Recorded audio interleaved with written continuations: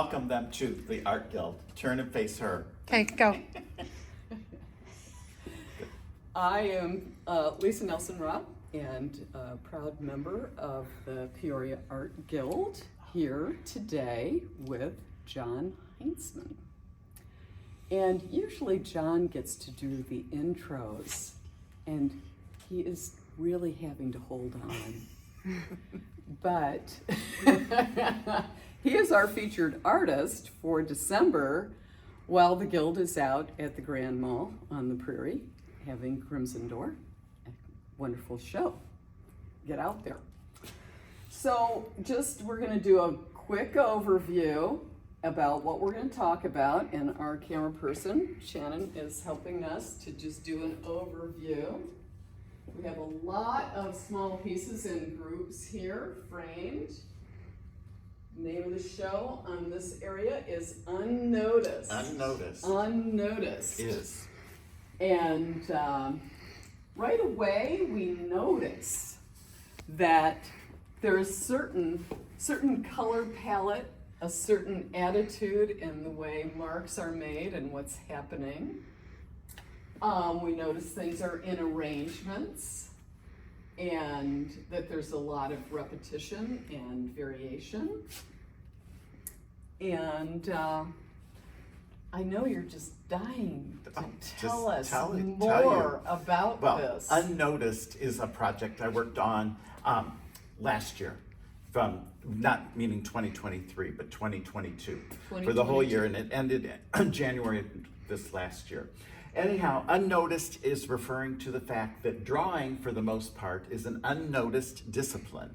Most people think of drawing not as a full body of work or a completed piece of art. Instead, they think it's preparatory. It's about doing this is what I'm going to do if I make a sculpture. I want it to look like this, or even printmaking, or even for the cartoon for a painting is usually it does have that immediacy to it. Yes. Right? It can be changed. It can be. Yes. But in Unnoticed, what I did was I challenged myself. I bought a box of number 2 pencils. So the only graphite used is a number 2, which is a hard, soft graphite. And I purchased paper. It's just a simple Bristol board, Strathmore Bristol board.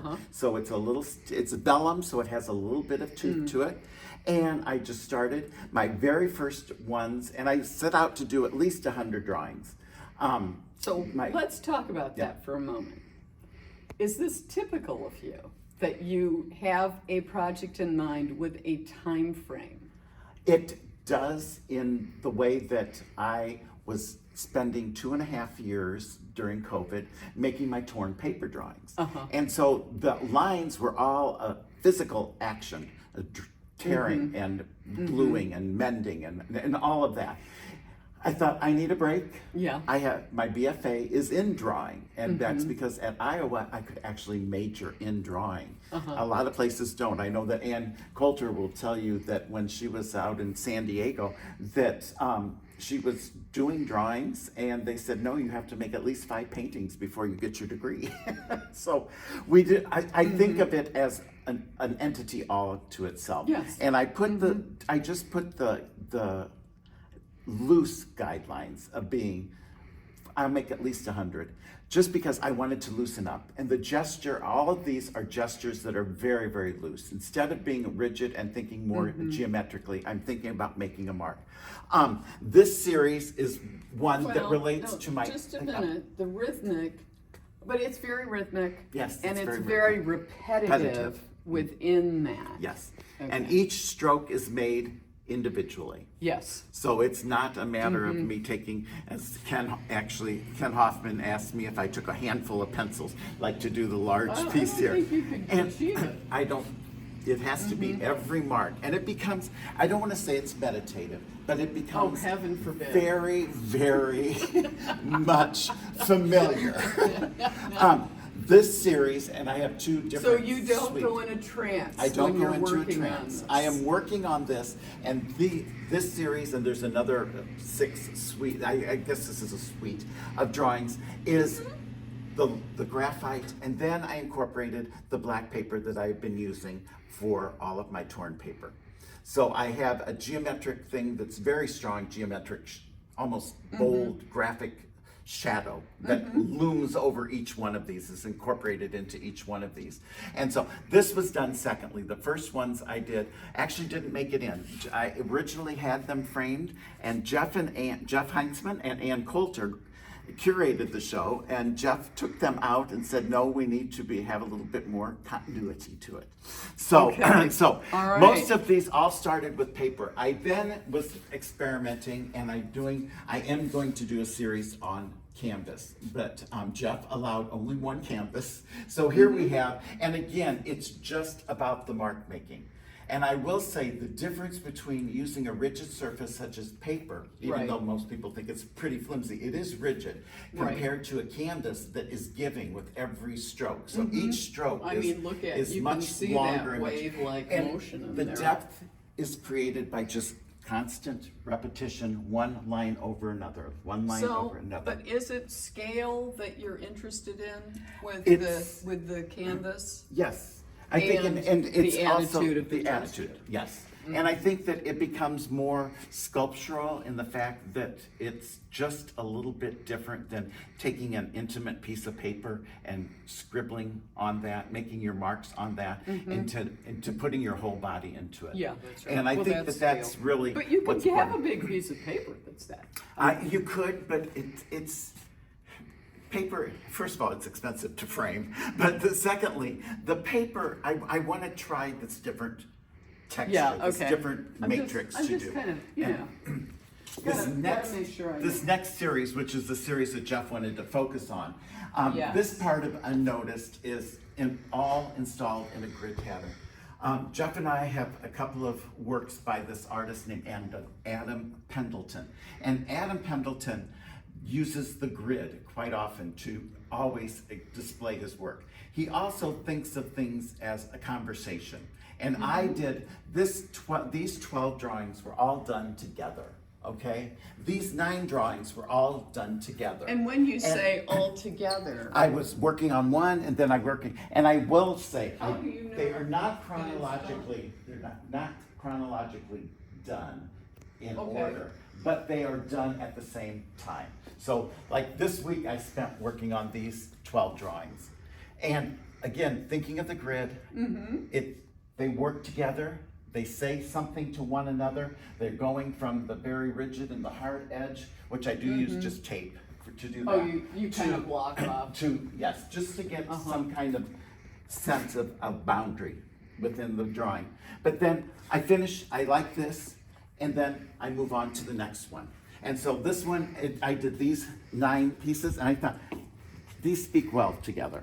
This is a conversation. As you're working, does one kind of say, oh, I'm gonna do this form of a break through it? Yep. Or, so you do kind of work in that Yes. relating yes. to But the I won't say that I did this one right before this one. It's like I'm working on one, I'm thinking of, okay, this gesture is a downward gesture. The next one I may want to do more vertical or horizontal. And so it just goes in that way. And then all of a sudden I'm just like thinking, okay, I'm going to try this or I'm going to try that. And you are using a rectangle, so you do have that relationship. It's not a square that could go anywhere, even as you're working. And these on are all vertical, there's no horizontal, where my torn paper drawings were almost all horizontal. They're Yeah, that's 16 right. by 20. Yeah, that's right. And again, this is the same way. So the whole idea, and what Anne really suggested when they decided to do the grid was the fact that they will stay together. So this is an Adam Pendleton thing too, that these works all stay together. You need to, if this is speaking to you, you need to take the whole group together. You don't necessarily have to display them all 12 at one time, but you can take one and the other and go back and forth. Yeah, and but I think they're meant as a whole. they're all meant as a whole. So Yeah, there's the 12 whole units with that made put of together parts. to make one. This small pair of diptychs, these are just pieces of paper. You can see I mended them together. And these diptychs are really the start, the very beginning. They were Okay. very loose gestures. They were not so much about having a concentrated form at all. It was working all over the paper. I would mend them together, and then I would just do basically one mark that would join the two and make them a diptych. Right, in and that you didn't regard. do any blocking out on No, these? no, these were just That's straight- a big part of the straight difference, isn't it? Forward gesture. And maybe mark over making. here too. And then, well, over here, this is one of, These these are the last, Oh. there's two different series, but these are some of the last drawings where I actually did think about structure. I did think about making things that were not referential. All of my work is abstract, and abstraction starts with an argument. Because everyone says, what does it mean? What is it supposed to be? And it's not. It's all about making a gesture, about marking an experience So- at that moment. So you don't think that there are references in here, or someone could see something in here? I don't intend for anyone to see something in here. But human nature says, I want We to find seek to- something we wanna that find makes meaning. me, I We want to have to find find meaning. And I think it's interesting because these, especially like this one, I think it was Ken Hoffman again, said something about, it looks like a power plant or something. Yeah, It's like there are Philip references to Guston, that it's a architecture. cartoonish kind of architecture that just gives you some semblance of something that could be represented in society. And that's not my intention at all. It's just about the mark making. And I think that the best part about all of this work is basically untitled, because I want you to title. You explain what the experience is all about. You explain what your interpretation of all those lines is all So I'm about. gonna ask you then on something that's more spontaneous with kind of, there is some imagery in here. Mm-hmm. How do you make decisions on what you're going to put in these? I think that one of the things that as a drawing major, and as an artist, that we all think about is variety. Variety of mark making. They're very controlled in the first series, the first two series that you saw. Here, I'm giving you there's some shadowing, there's some grid work here where I'm intersecting lines. Some are deeper and harder pressed to make the mark, and some are not. And but you just intuitively I say, this one's gonna have a little paw prints I do, on it I or do, whatever. and sometimes, and the thing is, in this case, instead of trying to work in a bigger format, I just worked on both pieces and then framed them separately. Because I had purchased my paper, 11 by 14 paper, and which is a scale that is not so small like a book.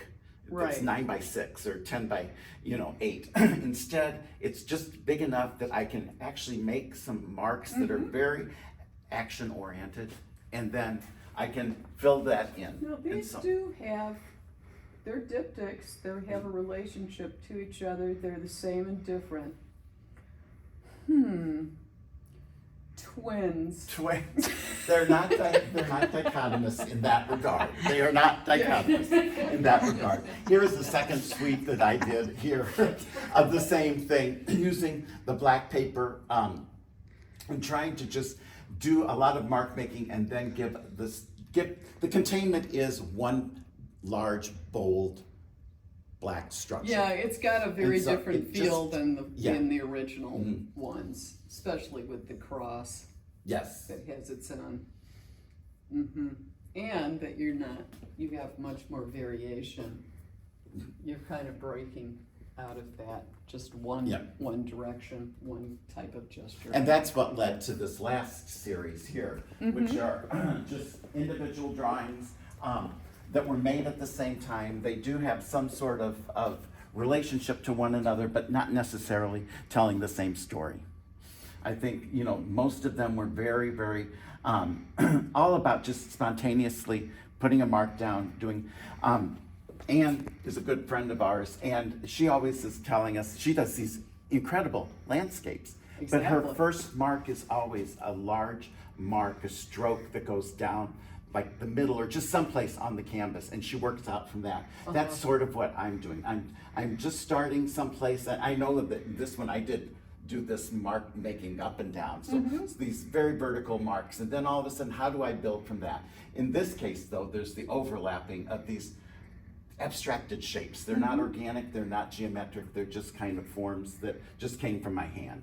So you did use the word story. Yeah. And how do you put the story and the abstraction together?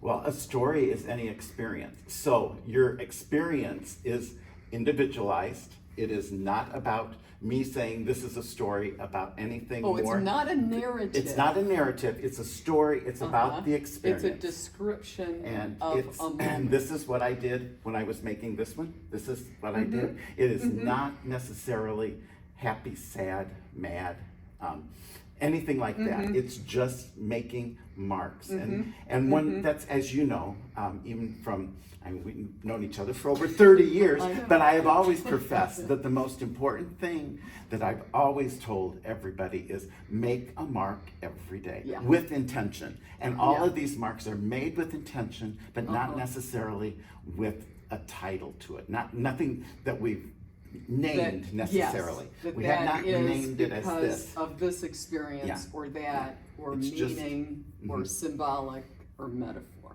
And this is my newest piece, and it just happens to be a diptych, where I'm just using my mark making to make these ovoid forms that are floating in space. And again, it's just the idea of doing. You've got something else going on in here because you're doing the canvas and it's on a stretcher.